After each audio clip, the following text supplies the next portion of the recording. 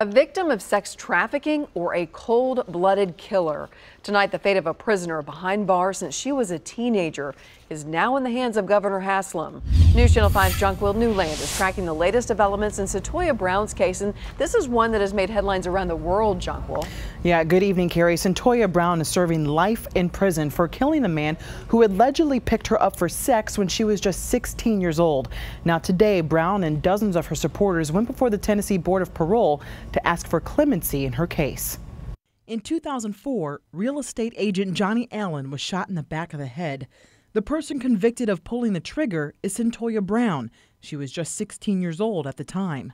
It wasn't so much of a choice, but I had to. Her attorneys argue that Brown is a victim of sex trafficking and that trauma led to her violent actions that night. She spoke directly to the parole board today. And I know it's purely an act of mercy that you've even given me a hearing.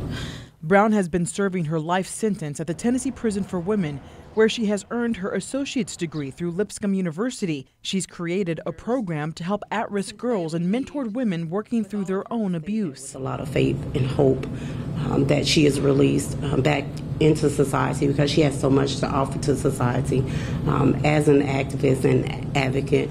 Among the people who spoke on Brown's behalf were med students, counselors, professors, and even children who used Brown as an example of how the correction system can successfully work. But not everyone was there to support her.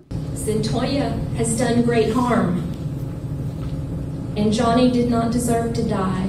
This was not a case of self-defense, as it's been said. After hours of emotional testimony, the parole board voted. 2 members voted against granting Brown clemency. 2 others voted to shorten her sentence with the possibility of parole in 2029.